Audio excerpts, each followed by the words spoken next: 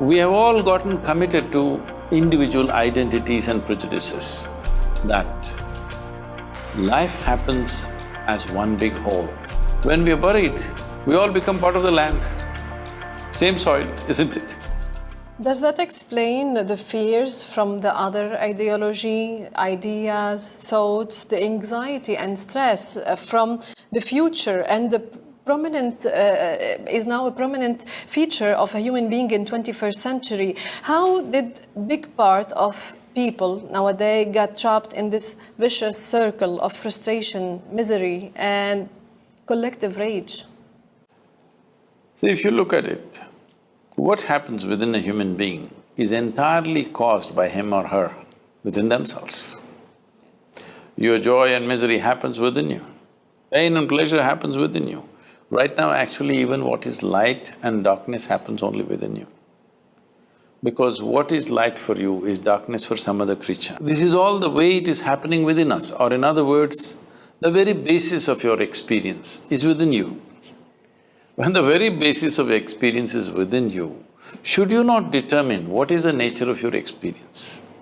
If you did determine what is the nature of your experience, would you make it pleasant or unpleasant for yourself? Definitely pleasant. If there is a choice right now within you, either to be blissful or stressful or miserable, what's your choice? Definitely to be blissful. So this ability to exercise this choice is something that we have not spread across in the society. We have not brought this into our children's lives. We have not made this a part of our education, that the most important thing for a human being is that you are a wonderful human being. If you are a wonderful human being, when you are feeling wonderful within yourself, you naturally do wonderful things to everybody.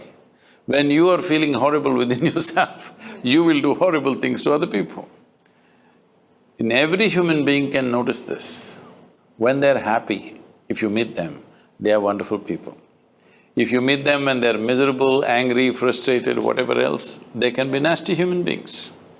So this dimension of life has been neglected in our eagerness to develop our economies, to exploit the world, do whatever. We are busy fixing the world. Yes, world needs to be fixed to some extent. But we think by fixing the world, everything will be all right. No, we also need to fix this human being. Fixing this human being means we have all gotten committed to individual identities and prejudices.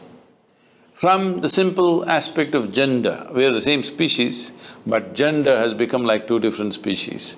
Nations, ideologies, race, religion, all kinds of things have divided and fractured humanity in so many different ways. It is time that we instill this in our children and the future generations, that life happens as one big whole.